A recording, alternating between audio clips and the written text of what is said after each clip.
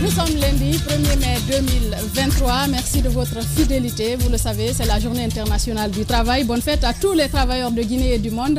Merci de nous regarder à la télévision à travers le monde entier, de nous écouter via nos antennes régionales. Vous nous écoutez à Boké sur Radio Espace Kakandé du côté de Kindia. Vous nous écoutez sur Radio Espace Kania.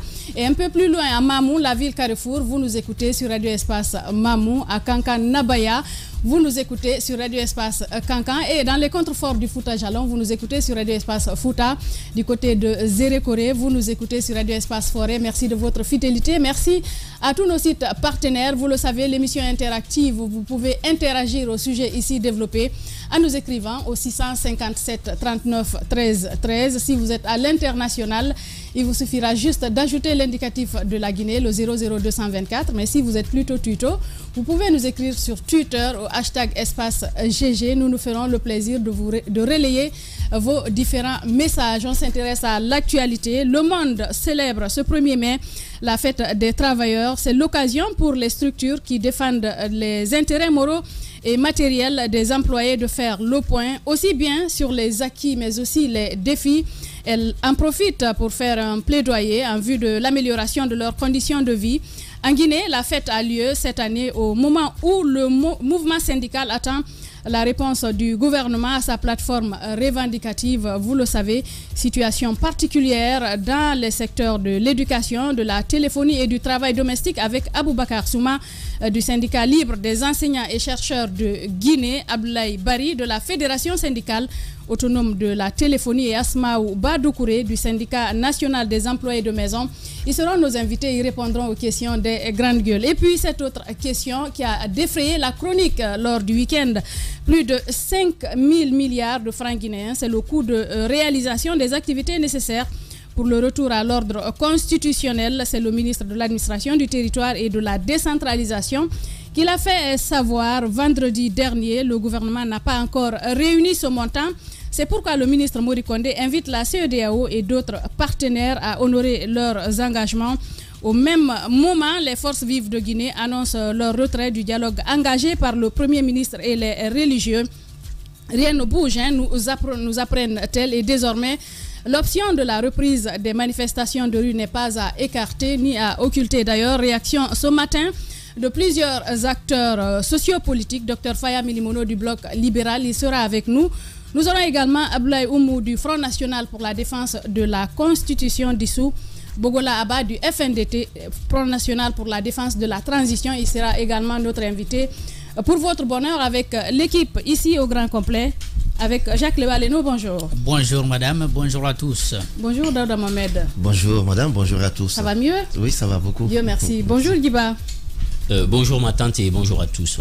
Allez, bienvenue. On parle de cette actualité. On fait cette ouverture avec la gestion des communes. Jacques Levaleno. Plusieurs communes gérées par l'administration du territoire aujourd'hui. Oui, c'est important d'en parler parce que lorsque le ministre Mori Kondé a pris la décision de dissoudre les conseils communaux à travers le pays, il avait dit que c'était pour mauvaise gestion. Ça c'était entendu comme ça, même si il y a eu des observations et qui étaient légitimes et qui disaient mais il y a quand même un principe clair. Lorsqu'on dit vous allez dissoudre une commune, il faut d'abord mettre en accusation le conseil communal et que au terme, avant que l'accusation n'arrive, d'ailleurs il faut une enquête qui détermine qu'il y a vraiment mauvaise gestion. Après vous mettez en accusation et puis derrière vous prenez la décision de dissoudre. Si vous dissolvez, après il faut pouvoir engager des Même si on accuse, il faut avoir la procédure ne doit pas aller à son terme avant la dissolution. Bon, imaginez que vous accusiez des gens sans procédure en la matière, sans jugement, et que par la suite on se rende compte que vous aviez tort.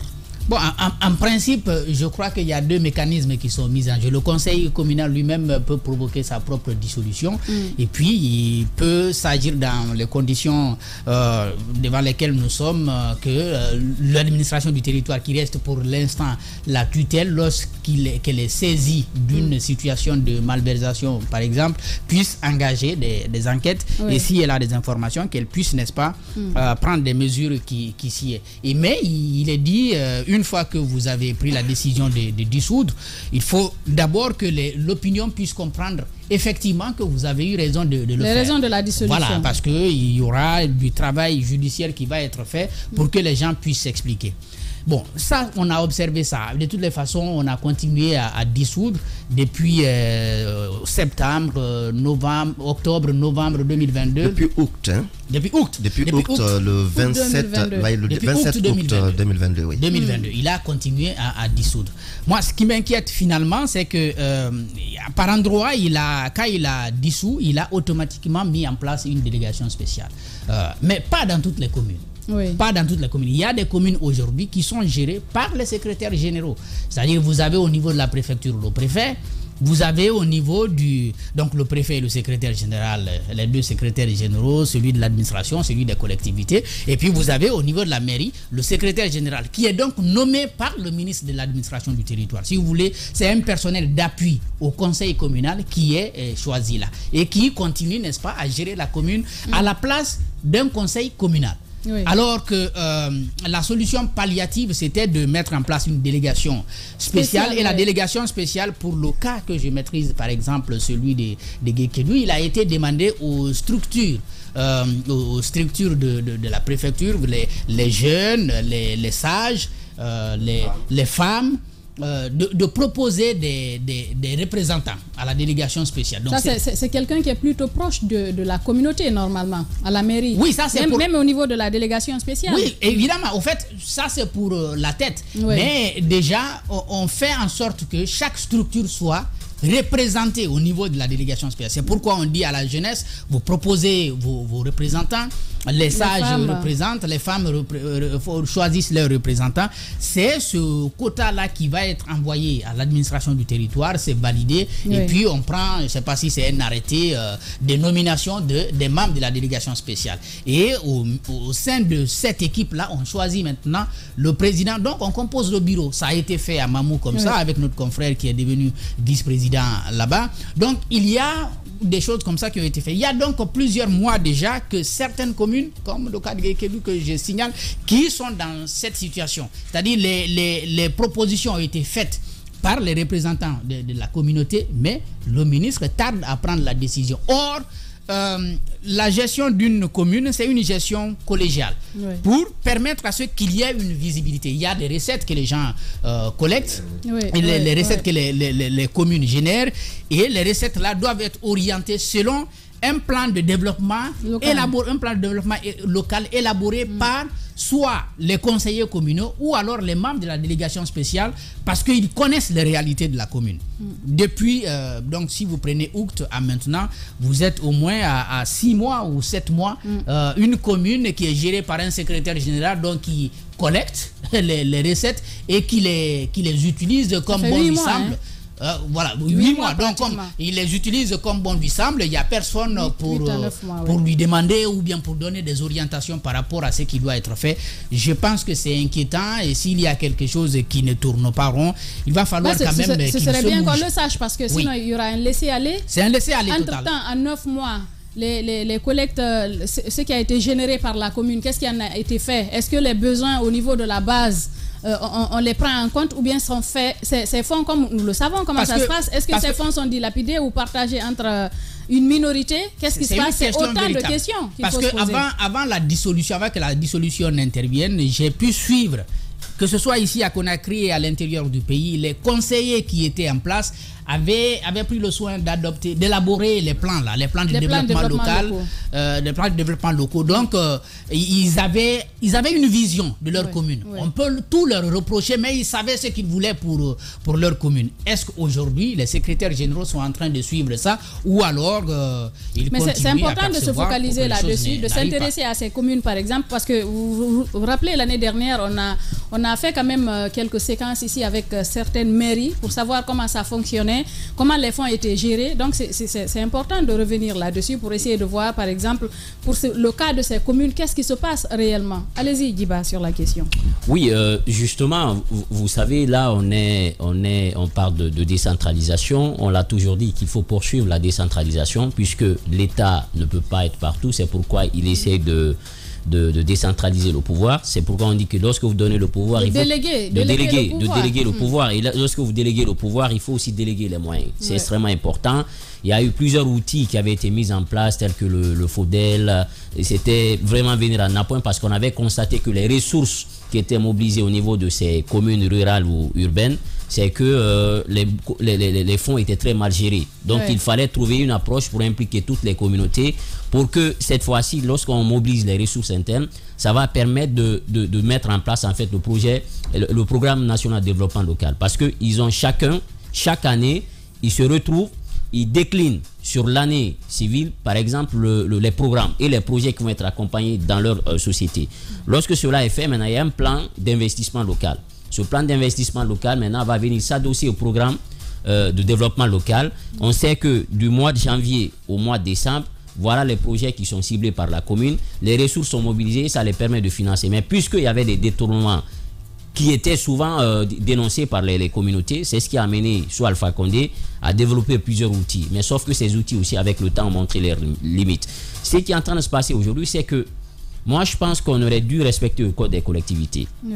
Ça allait nous mettre à l'abri. Par exemple, lorsque vous prenez l'article 102, on dit que en cas de dissolution du conseil d'une collectivité locale ou de démission de tous les membres en exercice, en cas d'annulation devenue définitive de l'élection de tous ses membres, lorsque les élections communales ou communautaires ne peuvent être tenues par suite de troubles graves empêchant le fonctionnement, une délégation spéciale remplit les fonctions. Donc normalement, partout, on a décidé de dissoudre, de poser une dissolution de ces conseillers et autres, on aurait dû automatiquement mettre en place une délégation spéciale. Et plus loin, en parlant de délégation spéciale, on dit que les pouvoirs de la délégation spéciale sont limités en actes de pure administration courante. Donc, ça veut dire que même eux qui sont des délégations spéciales, si vous êtes installés pendant l'année d'exercice, vous ne pouvez pas engager certaines dépenses. Vous ne pouvez qu'engager ceux que vous avez trouvés qui sont prédéfinis. Maintenant, si vous arrivez à alors que là, on n'a pas d'élection communale justement en vue. Donc, ce sont vos fonctions. Les dernières ne sont pas terminées. Justement, vos fonctions sont vos fonctions sont limitées dans le temps et dans l'espace parce qu'on dit que c'est une action courante. Donc, vous dégagez un peu les affaires courantes, sauf si lorsque vous sortez de l'année civile, l'année qui va suivre, si on vous maintient toujours, là, on peut faire un peu des aménagements pour vous permettre d'engager d'autres dépenses. Ça veut dire tout simplement qu'on ne peut pas composer avec une délégation spéciale. Oui. C'est pourquoi on met la pression sur les pouvoirs publics pour qu'on organise les élections, pour qu'on ait enfin des entités qui sont légalement et légitimement reconnues par les citoyens. Et plus loin... Sauf que sous Alpha Condé, je pense qu'on a eu des délégations spéciales qui se sont démarquées. À l'époque, on a vu le cas de Kindia, par exemple. On a vu du côté de Koundara. Il y a plusieurs, même à Conakry ici, même à Conakry Kaloum, avec... Voilà, avec justement, que son âme repose en paix. Oui. Et Madame Aminata, elle était élue. Justement, voilà, pardon, elle était élue. Donc, il y a quand même des citoyens qui se distinguent. On a eu à Ratoma, justement. Oui. Et à Matam, il y a eu des délégations spéciales qui sont foncièrement distinguées. Même si par endroit, il y avait quelques quoi. Voilà. Alors, donc je dis, vous avez posé une question à Jacques pour dire que ces personnes qui ont été, ces dissolutions auxquelles le ministre a procédé, et est-ce qu'il ne fallait pas attendre, par exemple, qu'il y ait des poursuites et à l'issue des poursuites que les responsabilités soient engagées?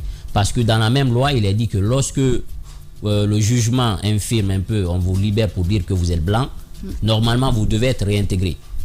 Maintenant, aujourd'hui, avec... Parce qu'il ne faut pas mettre la charrue avant les bœufs. Justement, maintenant, malheureusement... qu'il y ait le procès qui incrimine la personne après... Tout à fait. Mais aujourd'hui, avec ceux qui ont été...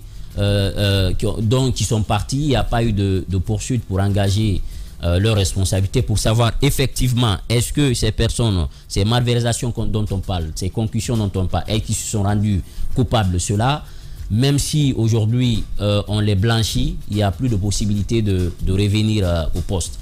Je pense qu'on aurait pu quand même accepter d'engager d'abord des poursuites pour étirer un peu l'argument selon lequel ces gens-là qui ont pris l'argent des pouvoirs publics. Mais sauf que, puisque ça n'a pas été fait, maintenant, moi, ce que je demande aujourd'hui, c'est d'aller rapidement vers la mise en place des délégations spéciales. Plus rapidement, 9 mois après, c'est plus rapidement. Seulement, on se demande, c'est quoi, qu'est-ce qui ne tourne pas rond? Et d'ailleurs, jusqu'à présent, justement, il y a un internaute qui réagit pour dire que le conseil peut être suspendu ou dissous La suspension est prononcée par arrêté du ministre chargé des collectivités locales pour une durée qui ne peut excéder 3 mois. Et plus loin, la même disposition dit que lorsque le jugement ayant donné lieu à la révocation d'un élu ou d'un délégué du conseil d'une collectivité locale est infirmé en appel, l'élu ou le délégué révoqué est réintégré dans ses fonctions. Donc, rien de tout ça n'est respecté là. Donc malheureusement, on est au-delà de 3 mois et il n'y a pas eu de jugement. Justement, donc je pense qu'on aurait pu éviter ça parce que tout cela aujourd'hui vient un peu créer la tension de part et d'autre. Je crois qu'il faut toujours s'adosser sur les lois, même si on est dans une situation exceptionnelle, mais la loi c'est les hommes, il faut les respecter. Maintenant, des zones où il n'y a pas de délégation spéciale, ça a une incidence sur le développement. Ça a une incidence sur le développement parce que le développement ne peut pas attendre. On ne peut pas dire qu'on va différer le développement. Ça a un impact assez important.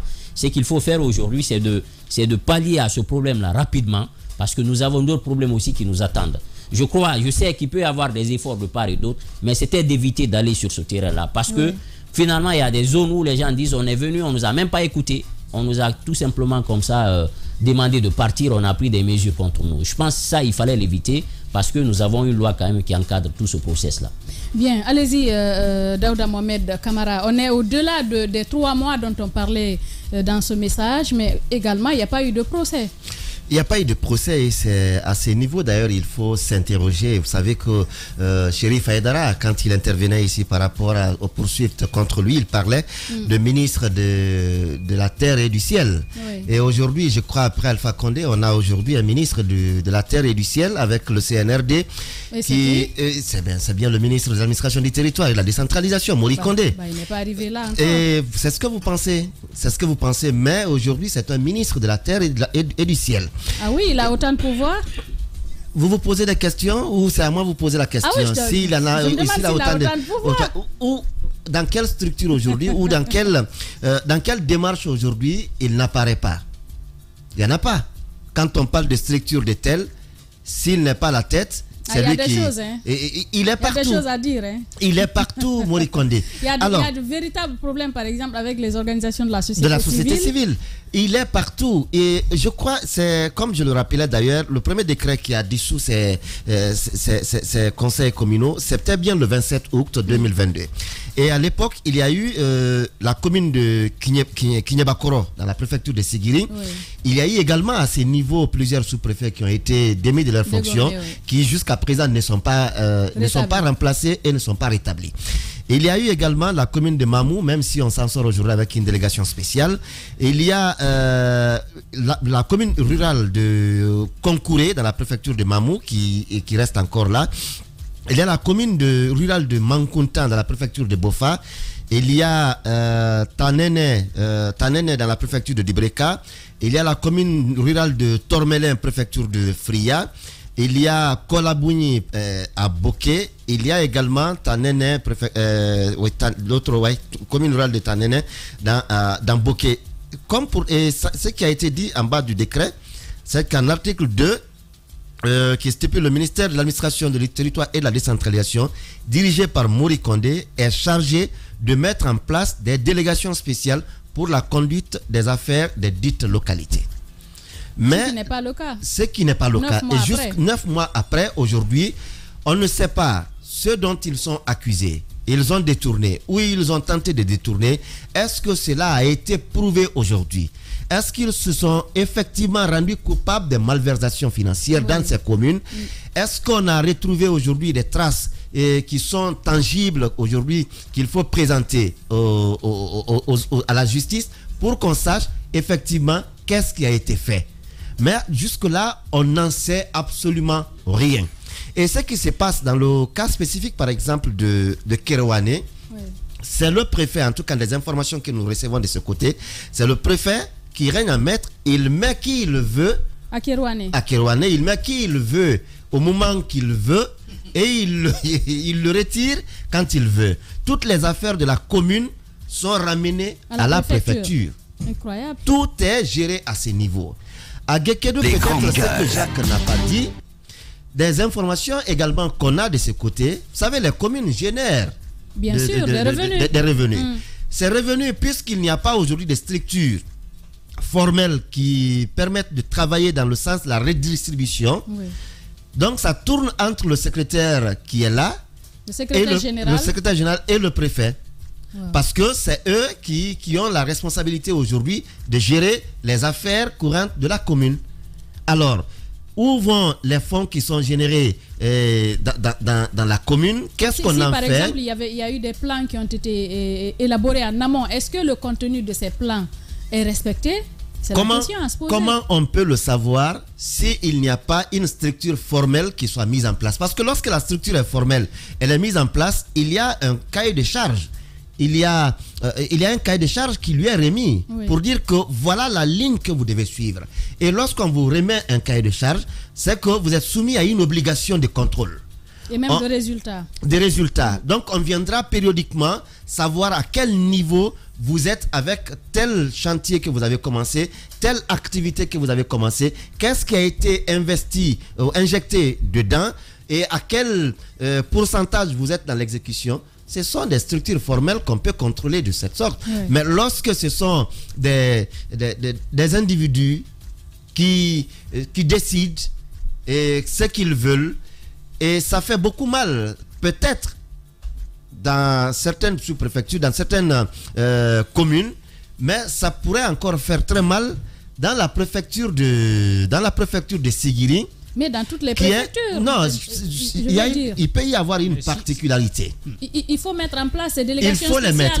Il peut y avoir une particularité. Et surtout aller au bout de la procédure. Effectivement, c'est ce qui est très attendu. Il ne faut pas laisser planer le doute sur la tête des gens. Aujourd'hui, par exemple, dans les zones minières, vous savez qu'il y a des reversements qui sont faits à ces communes. Aujourd'hui, on ne sait pas à travers quelle structure on fait ces reversemements. Et ce qui est donné, comment c'est géré? Est-ce qu'on donne directement au préfet pour qu'il passe à la distribution? Oui. Peut-être que pour les ressources minières, puisque Diba le rappelait tout à l'heure, en tout cas, s'il respecte ce qui avait été déjà mis en place par le gouvernement Alpha Condé, c'est que les maires, ils ne le reçoivent pas directement.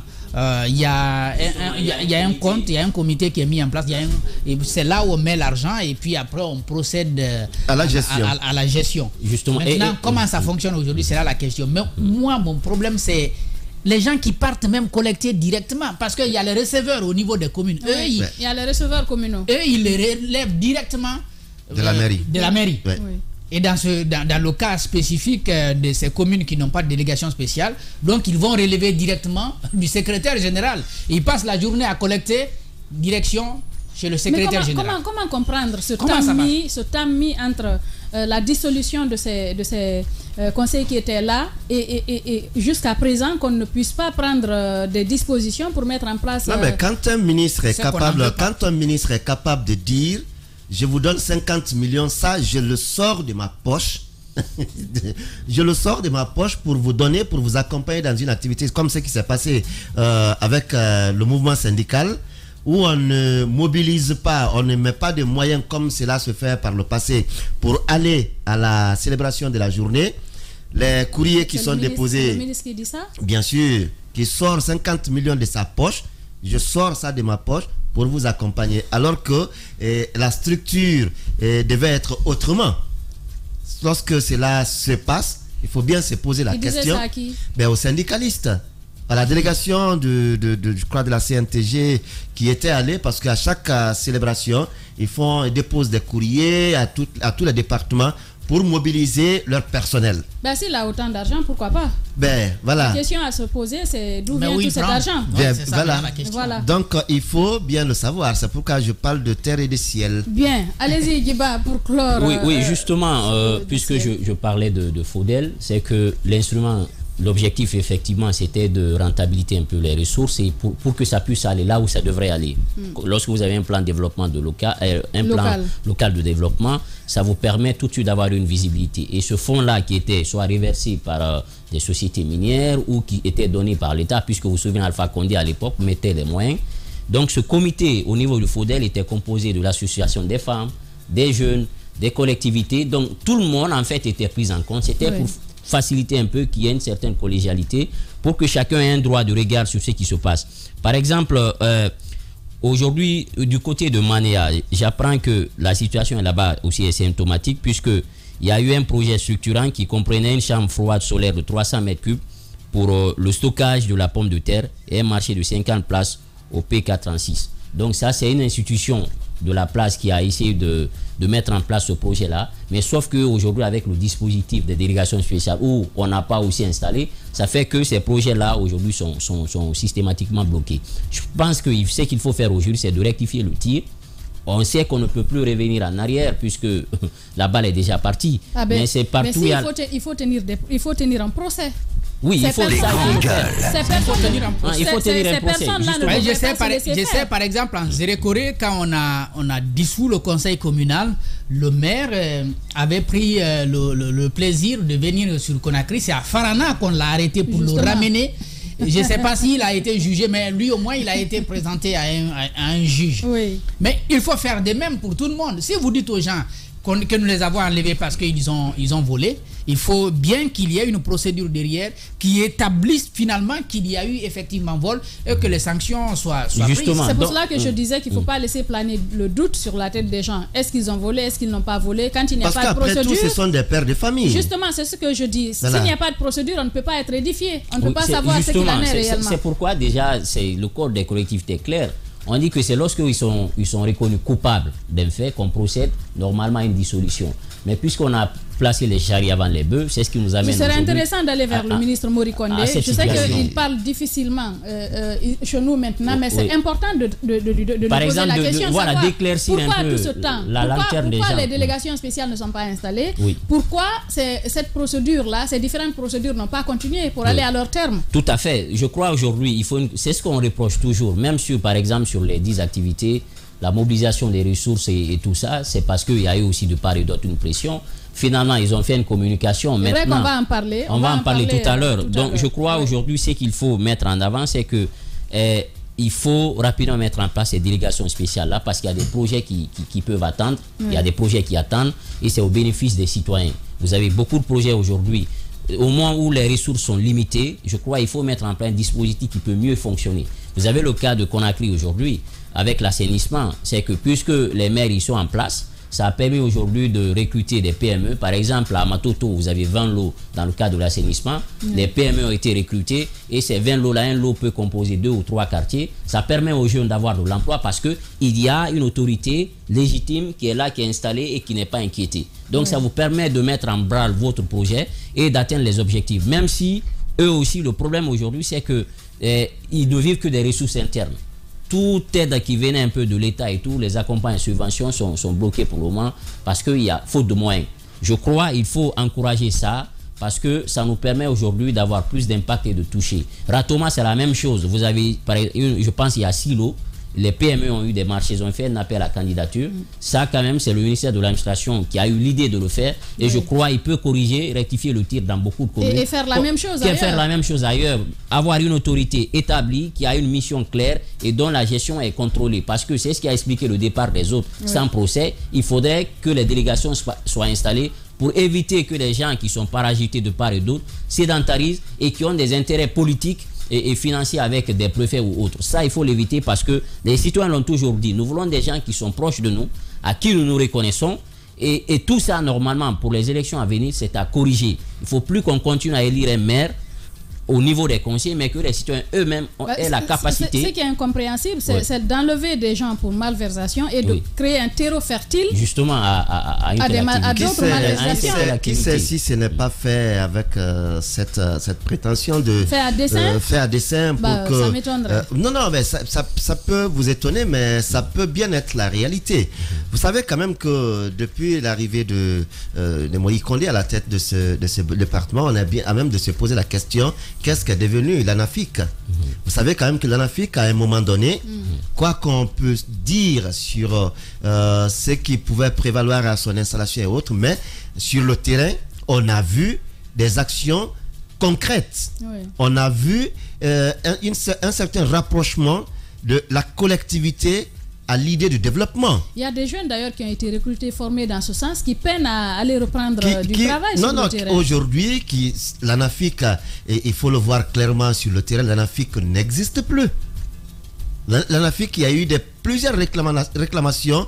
Et ça également, on sait ce qui a été dit. Le ministre serait dans une dynamique de réaffecter ces éléments, parce que vous savez quand même qu'il est venu de ce monde de développement local.